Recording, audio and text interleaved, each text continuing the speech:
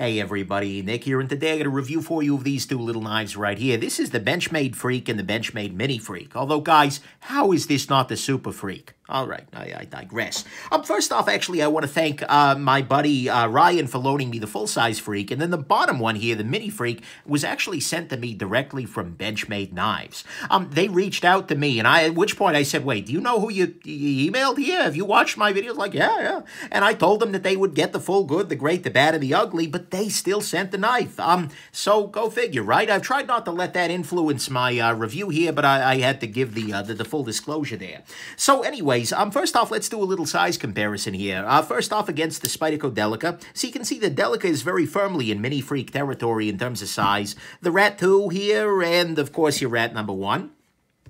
And so you can see the big Freek, the Super Freek, is absolutely right in the Rat 1 territory size-wise. And then finally, I'm going to two other things. I'm going to review these two together because they are honestly more similar than different. I mean, yeah, they've got slight differences in ergonomics and whatnot, but the big differentiator here is size. Aside from that, they're very startlingly similar knives. And then there's not going to be a disassembly because honestly, all Benchmades these days are about the same to disassemble. I mean, it's an axis lock knife, and so to do that, you pop out the pivot here, and I've got other tutorials that show that. For instance, the Benchmade Rift shows me taking one fully apart, or the Bug Out actually has similar construction to this little guy here.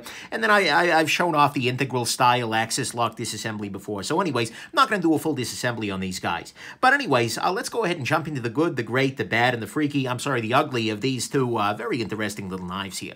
So first off, on the good side, these guys have actually pretty good ergos. The small one is very nice in my smaller hands, and for me at least, I'm able to get a full 4-finger grip, although I can see very easily somebody with bigger hands falling off in the back here. The ergos are good. And then on the full size, the ergos are great. This really feels great in the hand. They've got this nice thumb ramp here, and even though both of them are relatively, lightweight in the handle, they have relatively good balance, particularly the smaller of the two. But they balance right about where you'd expect, so that's very nice. Next thing, the blades on these guys are solid. They have a very nice blade. They're in a lot of ways kind of reminiscent of the Ritter Mini Griptilian there. You get some flat portion here, some belly, some tip here. Nice thin edge on both of them, although the Mini Freek's a little thicker than the full size there. But either way, I mean, both of them are very nice in that way. They've both got a nice sharpening choil. They are both S30V blades, which is a steel that is just absolutely good to go here. And both of them use reasonable stock thickness. You'll note, whoa there, you'll note that the Mini is actually thinner than the full size, which is a good idea. And in terms of thickness, the full size is right in line with the Ontario Rat number 1 here. And the Mini, well, we'll compare it to the Delica. A little bit thicker than the Delica, but still. Absolutely okay in terms of blade length.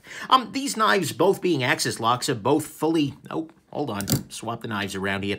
These knives, here we go, being axis locks are fully ambidextrous. You can swap the clip to the other side here, no problem. That's good, and, you know, that's a great thing. It's always nice when lefties have the exact same experience as a righty with a knife, and so that's good. Both of these actually have really, really stellar action. I mean, both of them are very, very nice. This is what I want out of an axis lock knife, 100%. And there's zero blade play. There's good centering on both of them. They are absolutely solid. So I appreciate that very much. Next thing, well, actually, even the little one here, absolutely out of the box, very, very nice. I think I put a drop of oil in there. But aside from that, look, this is absolutely solid. So great action. Very much appreciate seeing that. Next thing, these have these grippy and soft handles here. These are grippy, so what is harder to tell is, you know, this looks at first blush like it might be the same material like a G10 or an FRN or something like that. But this is a rubber kind of thing. I mean, here, I'll make it maybe a little more apparent by... Actually, that's not a great thing. Here. Can you hear that? This part is a hard plastic. This part's rubber.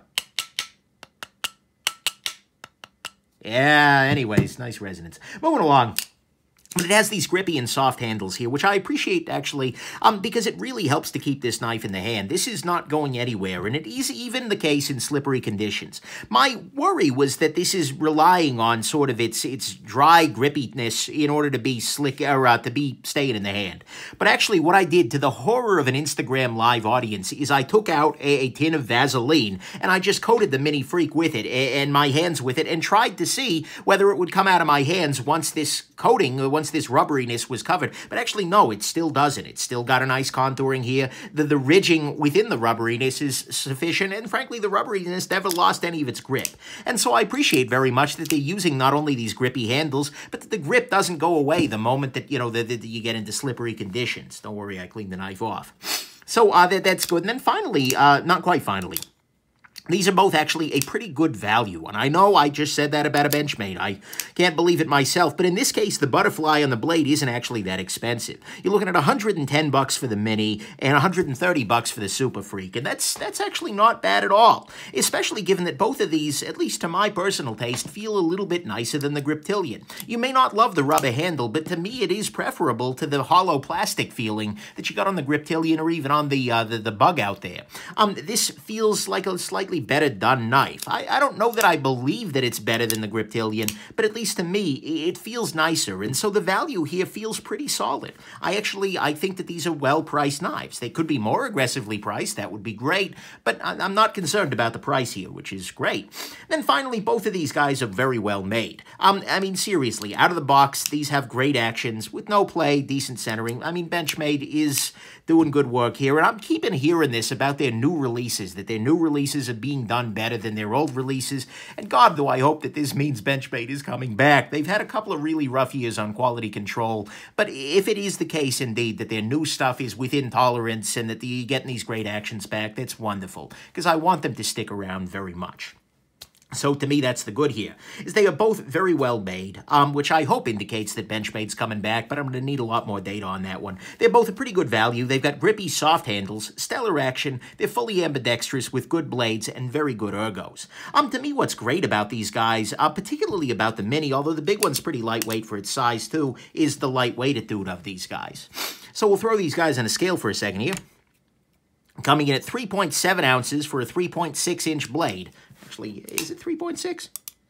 Yeah, I think it's 3.6-ish. Yeah, 3.6 and change. And then for the Mini guy, we're coming in here at 2.5 ounces for a 3-inch blade. And this is a weight at which you would forget about this guy in your pocket. And mind you, very often people say, "Oh, yeah, forget about it in the pocket." It's like a platitude. It's a meaningless thing. But I actually did forget that this knife was in my pocket. As a matter of fact, the other day I had the Alambic busker in my key pocket in my pants. I figured, okay, I was going to carry that for the day. Then in the morning, before I went to work, I thought, oh, well, I should try the Freek, just see how well it is able to get into your pants, given this rubbery texture here and this. And so I slid this guy into my pocket, and then I went to work, and then I realized at one point in time, I reached down for my knife, and I felt 2 lumps there. It's like, wait a second, hold on. I was carrying this guy and the busker. So this is quite literally lightweight enough that you will forget it's in your pocket. And so that's kind of neat. It's nice to have proof of that long-held adage. So that's, to me, what's great, is that the weight on these guys is very low because they're partial liners and whatnot. So there you go. Next thing, moving on to the bad. First off, the full size is just a little bit huge. I'm going to be honest with you here. This is a very, very large knife. And specifically, it is a 3.6-inch knife. And the problem is that in a lot of places here in the U.S., 3.5 inches is a legal line. A knife that is over this line is illegal. And that's not good, because when you make a knife that is 3.6 inches, basically all that you have done is you've added, not a whole hell of a lot of blade, but given an excuse for somebody to arrest you. That's ugly to me. And so if you're going to make a big blade, make it 3.75, make it 4 inches, go big, or just stick under 3.5 so that it's better for more people in more carry situations. That's a frustrating length. This guy, though, is right under 3.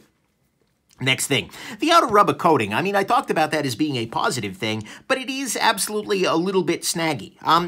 This guy feels, as you're sliding it into your pocket, it drags in a way that most blade materials really don't. Not blade materials, handle materials really don't. It is not as easy to get in the pocket, although I imagine with the deep carry clip, this would be a little bit easier here, as well as it is on the big guy here. And, they've also made the point of putting a hard plastic underneath the clip on both sides, which is a very nice design decision, by the way. They did a good job there.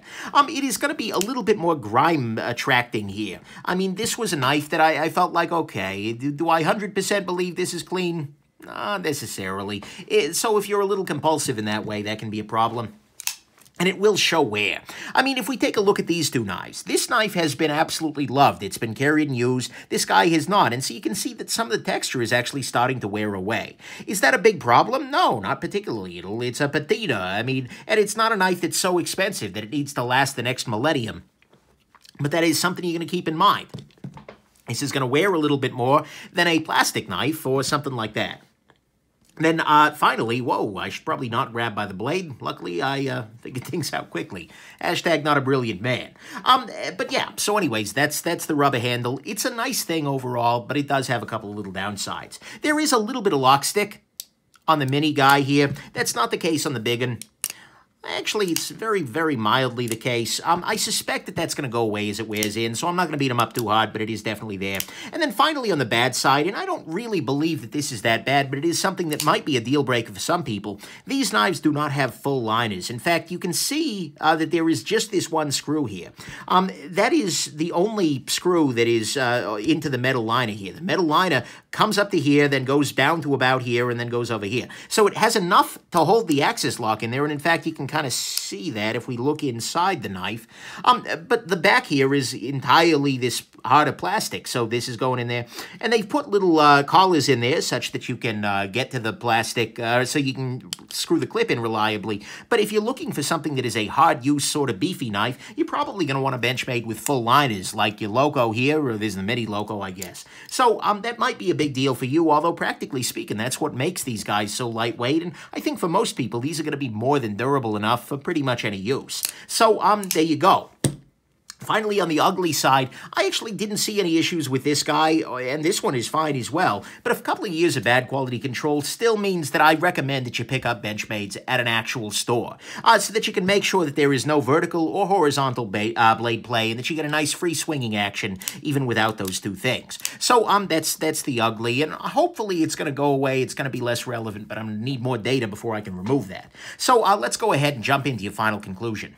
Look, final conclusion, these are shockingly good knives for the price coming out of Benchmade. I'm really impressed with these as functional tools, and frankly, they are pretty nice. The rubbery texture, 100%, can be a little bit odd, but I have no problem recommending... I'm sorry, this doesn't feel quite right. Let me try a different method for the conclusion here. Hold on.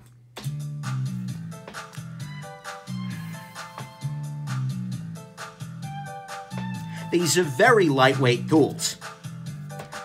The kind that will not be a bother. These'll never let you cutting down, if you don't mind the rubbery. Oh yeah. They're pretty good in the hand, although they're not my all-time favorites. When I take them in my pocket, it's a fine time. When I got stuff I need to cleave. These knives are pretty solid now, the Mini and full-size Freek. They're the kind of knives you want to have for everyday carry. These knives are not bad value, the Mini and full-size Freek. Although the small is nicer, that's probably just me. So the Freek's all right. The deal's all right. These knives are all right with me. Yeah. Yeah. Yeah. They're super freaks. Super freaks? Super freaky? No. All right. Anyways, I hope you found this interesting. Sorry, I couldn't resist. And that you have yourselves just an absolutely wonderful rest of your day. Keep it freaky. Bye now.